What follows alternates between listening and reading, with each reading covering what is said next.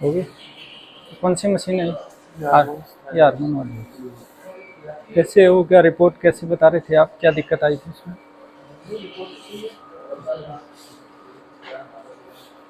कितने टेस्ट हो गया इसमें? 176 हारमोन है। टेस्ट हो गए। अच्छा, सैंपल है। बाकी हाँ 12 बजे के बाद जो पेंडिंग है वो कल मॉर्निंग में आकर लगाएंगे। अच्छा, तो सीबीसी मशीन वाली कौन सी बता रहे थे आप? सीपीसी मशीन ये है सर 5 पार्ट। 5 पार्ट वाली। हाँ इसमें लगते हैं 80 सैंपल एक साथ लगते हैं। अच्छा, इसमें एक्सप्रेस। हाँ और 3 पार्ट वाली? 3 पार्ट ये है और वो कोरिबा वाली है। ये है वो ये- पुष्पेंद्र वाली मैं बता रही थी ना पैरिंग में दे रखे वो ये सीबीसी मशीन। अच्छा, हॉरिबा वाली पहले से थी अपने पास? हाँ ये पहले स्टार्टिंग से है। अच्छा अच्छा, बराबरी थोड़ी कर सकते हैं। बराबरी है लगभग यार। हैं? 5 पार्ट मिल रहा है आपको यार। हाँ, तो 5 पार्ट तो मिल रहा है। अच्छा। ये क्या बायोकेमिस्ट्री? ये biochemistry। कितने सैंपल हैं इसमें? 68। रेटिंग तुरंत चढ़ा देते हो क्या? हाँ? ये कौन सा स्लॉट है? इसमें क्या करते हो? इसमें जो एज ओनली सिंगल एक टेस्ट लगाते हैं फिलहाल। वो टेस्ट और भी रन करवाए जा सकते हैं। फिर अपने पास फिलहाल एचबीएनसी टेस्ट अवेलेबल है इसके लिए। और ये अपनी इलेक्ट्रोलाइट। ये इलेक्ट्रोलाइट्स हो रहे हैं? हाँ हो गया। अच्छा, कितनी देर में दे देते हो ये रिपोर्ट? ये इलेक्ट्रोलाइट मतलब उस पर डिपेंड है जैसे कि पेशेंट ने कितने टेस्ट लिखे हुए हैं। पहले बायोकेमिस्ट्री डन कराते हैं उसके बाद में इलेक्ट्रोलाइट लगाते हैं। और सिंगल इलेक्ट्रोलाइट लिखा हुआ है तब वो जल्दी हो जाती है। अच्छा, टीबी वाले टेस्ट कहाँ होते हैं? जैसे एक भी आगे पोस्ट चेम्बर है। आगे है? आगे है chamber। कई बार में वो आ जाता है मतलब रीडिंग कुछ गलत आती है तो उसको रीचेक करते हैं। जिला अस्पताल में एक्चुअली होता है कि बेसिक सुविधाओं का कई बार अभाव देखने को मिल जाता है। वैसे तो गवर्नमेंट की तरफ से नॉर्म्स के अकॉर्डिंग सारी सुविधाएं यहाँ अवेलेबल हैं, बट बेसिक सुविधाएं हम देख रहे हैं कि आउटडोर जैसे काउंटर हैं, डीडीसी के अंदर जैसे भीड़ मिलती है, पार्किंग की सुविधाएं हैं, ये और पानी की सुविधाएं हैं, वार्ड के अंदर जैसे स्टाफ की अवेलेबिलिटी टाइमली नहीं मिल पाती। तो ये सारी सुविधाओं को मैं एक बार जायज़ा लेके इनका समाधान या निराकरण करने की कोशिश करूँगा। जब आपने जिम्मेदारी ली तो प्रारंभिक स्तर पर कौन कौन सी कमियां देख रहे हैं कमियों को लेकर? मैं बेसिकली यही देख रहा हूँ कि जो ओपीडी के काउंटर्स हैं ना, वहाँ जैसे एक तो स्टाफ है वो भी जैसे ट्रेंड नहीं लग रहा, और तो उनको दोबारा जैसे जो पोस्टेड स्टाफ है उनको एक बार मीटिंग लेके उनको रिव्यू करके और टेक्निकली कितने साउंड हैं, ताकि उनको भीड़ कम करें, और काउंटर जैसे बढ़ जाएंगे तो अपने आप भीड़ कम हो जाएगी। आज से कुछ समय पहले संभाग प्रभारी यहाँ आए थे, उनके सामने भी कई समस्याएं रखी गई थी। उनमें से चोरी की समस्या हो या फिर कैमरे अव्यवस्था जैसी समस्या, उनके ऊपर आपने ध्यान दिया क्या?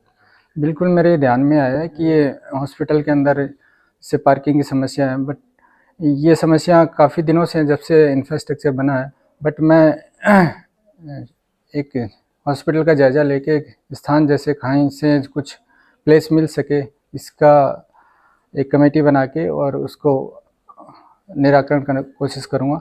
बट बाहर भी कुछ जगह निकल सकती है, ऐसा मैं देख रहा हूँ। तो ये एक कमेटी बना के सारा सब कुछ डिसाइड हो जाएगा आने वाले दिनों में। 5-7 दिन में एक कमेटी होगी, वो डिसाइड कर लेगी। सुविधाओं के नाम की बात की जाए तो कितने प्रकार की जांच और ऑपरेशन वर्तमान समय में यहाँ? वर्तमान समय में देखा जाए तो डिस्ट्रिक्ट हॉस्पिटल के लगभग सारे ऑपरेशन यहाँ हो रहे हैं। जनरल सर्जरी के हैं, जैसे अपेंडिक्स, हर्निया और इत्यादि सारे ऑपरेशन हो रहे हैं। जनरल और गायनी के हैं तो इसमें सिजेरियन है, हिस्टेक्टोमी है, विजाइनल हिस्टेक्टोमी है, वो ऑपरेट हो रहे हैं। बाकी माइनर में जैसे डीएनसी वगैरह सारी चीज़ें, और ऑर्थोपेडिक्स के सारे ऑपरेशन हो रहे हैं। ऑर्थोपेडिक्स में जैसे फोर आर्म के हैं, लेग के हैं, टीबिया और जो भी ट्रोकेंडर, डीएचएस, ये लगभग सारे ऑपरेशन यहाँ अवेलेबल हैं। ऑर्थोपेडिक्स की अच्छी टीम है हमारे पास। एक बड़ी लेब यहाँ तैयार हुई थी, क्या वो उसमें जांचें शुरू हुई क्या सर? देखा जाए तो बड़ी लेब के अंदर हमारे सारे लगभग इन्वेस्टिगेशन हो रहे हैं। इवन हार्मोन्स हैं, सीरोलॉजी है, बायोकेमिस्ट्री, ये सारी जांचें सारे अवेलेबल हैं। लंबे समय से बड़ी समस्या सोनोग्राफी की चल रही है, उसके विषय में अभी तक क्या रहेगा आपका रुझान? सोनोग्राफी में एक्चुअली डिस्ट्रिक्ट लेवल पे हमारे एक पोस्ट होते हैं रेडियोलॉजिस्ट, वो वैकेंट चल रही है, और ये माननीय महोदय एमएलए साहब के संज्ञान में भी है, और हम भी इस विषय पे राज्य सरकार को एक लेटर लिख के अवगत कराऊंगा, ताकि उसका जल्दी से जल्दी निराकरण हो सके। सर कई बार देखने को मिलता है इमरजेंसी में जो ईसीजी मशीन है वो ख़राब मिलती है, तो क्या आपने जायज़ा लिया है वो? हाँ बिल्कुल, मैंने जायज़ा लिया। कल ही मैं जैसे जिस इमरजेंसी वार्ड में गया हूँ, बट वहाँ वर्किंग है। अगर बाय द वे ख़राब भी हो जाती है, एक ईसीजी मशीन हमारे पास स्पेयर में पड़ी हुई है, तो ऐसी दिक्कत आएगी नहीं। तो सर क्या कोई मशीन है जिसे अभी ख़राब चल रही है?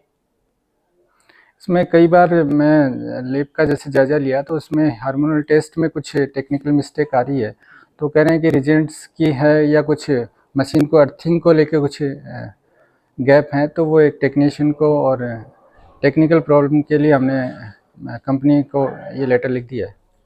सर ये समय समय पर जैसे मशीनों की जांच, मतलब कई बार इमरजेंसी आते हैं और मशीनें ख़राब मिल जाती है, समय पर उनकी जांच नहीं होती, काम नहीं आती, पड़ी रहती है, तो सर क्या सर उनको साप्ताहिक या समय समय पर आप जांच करते रहोगे?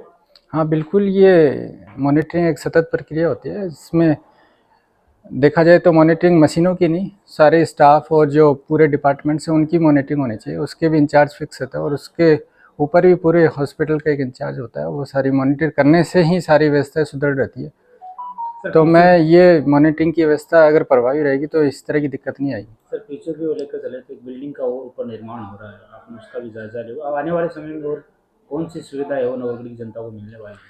ऊपर जो कंस्ट्रक्शन एक बिल्डिंग का काम चल रहा है, तो उसमें अगर वो बनेगी तो उसके अंदर जो वार्ड्स हैं वो हमारे पास काफ़ी स्पेस बन जाएगा। जैसे बेड्स हैं तो एक्स्ट्रा बेड 50 से 80 बेड और ऐड हो जाएंगे, तो अलग अलग वार्ड डिपार्टमेंट्स और वार्ड्स की अच्छी सुविधा अपने पास हो जाएगी। सर ओपीडी की बात करें, 2 से 2,500 ओपीडी आ रही है, वहाँ पर काउंटर में या 2 या 3 के लगभग है, तो सर ये चोरियाँ भी खूब वहीं पर होती है, ज़्यादातर देखने को मिलता है, जेब कतरे रहते हैं। ये एक्चुअली मैंने देखा है, ये काफ़ी दिनों से चल रहा है। भीड़ की समस्या तो काउंटर बढ़ा के और टेक्निकल स्टाफ को थोड़ा साउंड करके थोड़ा निवारण हो सकता है, बट बात रही चोरी की, तो इसमें जैसे सीसीटीवी कैमरे में कई जगह इनएक्टिव पड़े हैं, और कुछ पॉकेट्स के अंदर जहाँ भीड़ ज़्यादा है वहाँ मैं सीसीटीवी कैमरे को अगर नहीं खरीदने की आवश्यकता तो वो करवाऊँ। इसके अलावा कुछ देख रहे होंगे हॉस्पिटल के अंदर जैसे गार्ड वगैरह नहीं है, तो गार्ड की तैनाती सुनिश्चित प्लेस पे होने से ये चीज़ें कम करी जा सकती है। इसके अलावा भी एक डिस्ट्रिक्ट हॉस्पिटल में एक पुलिस चौकी की व्यवस्था होती है, तो हम राज्य सरकार को इस बारे में अवगत कराएंगे ताकि वो इस तरह की समस्याएं जल्दी निराकरण हो सके। सर एक नया सुझाव हमारी तरफ से भी है, एक सुझाव पेटिका का सरकारी हॉस्पिटल का डेवलपमेंट करे, जिससे बाहर की जो जनता आ रही है किस प्रकार की समस्याएं हो रही है, उनका एक सुझाव उनको मिल सके। आप सुझाव पट्टिका वैसे तो आपने देखा होगा लगी हुई है 2 सुझाव पट्टिका। एक ओपीडी काउंटर के राइट साइड ऑर्थोपेडिक्स का ओपीडी है, वहाँ लगी हुई है, और एक ओपीडी की तरफ जो ओपीडी डॉक्टर्स जहाँ बैठते हैं उस तरफ लगी हुई है, और कहीं जैसे काफ़ी सारी जगह है डिपार्टमेंट और वार्ड्स के अंदर, वो मैं 2-3 दिन में ये व्यवस्था करवा दूँ। आइए जैसे तो कैसे ये पान्नागृह काफ़ी दिनों पहले बना था, और ये इसके क्या नॉर्म्स रहे हैं, किस तरह की साइज़ और किस तरह का अकोमोडेशन दी जाती है, वो मैं एक बार इसको देख के गाइडलाइन के अकॉर्डिंग सुदृढ़ करवा दूँ। मेरी सर्वोच्च प्राथमिकताओं में जो हॉस्पिटल की जो बेसिक सुविधा है उनको सुदृढ़ करना, ताकि आम आने वाले पेशेंट को कम समय में अच्छा सुंदर सस्ता इलाज उपलब्ध हो, यही रहेगी। बाकी एक टीम वर्क के अकॉर्डिंग जैसे मैं स्टाफ को लेके चलूँ, ताकि जो भी गैप हैं वो जल्दी कम समय में पूरे हो जाएं, और आपको आने वाले समय में हॉस्पिटल का पूरा वर्क और सारा कुछ चेंज होने को आपको देखने को मिलेगा। बिल्डिंग तो तैयार होगी, जो इंफ्रास्ट्रक्चर के अकॉर्डिंग करवा भी दी गई है, बट उसके जो इंस्ट्रूमेंट हैं और जो स्टाफ डिप्लॉय होना है वो बाकी है, तो ये प्रक्रिया चल रही है। तो शीघ्र ही आपको ये ब्लड बैंक आने वाले दिनों में सुचारू रूप से चलता हुआ दिखेगा। मैं चाह रहा हूँ कि जैसे ये कि हॉस्पिटल में आए दिन जैसे आम नागरिक आता है और समय को लेकर और उसके काफ़ी जैसे कुछ एक्सपेंसेस भी हो जाते हैं, तो ये व्यवस्था मैं दुरुस्त करने में लगा हूँ, ताकि एक तो ओपीडी काउंटर्स हैं, तो वो जैसे बढ़ जाएंगी तो आने वाले मरीजों का समय जैसे कम हो जाएगा। और जो बाकी भीड़ जैसे दवा वितरण केंद्र में रहती है तो उनको लेके भी जैसे मैंने विजिट किया, और ये आने वाले समय में व्यवस्था सुदृढ़ आपको मिलेगी, जिससे पेशेंट को काफ़ी समय बच जाएगा।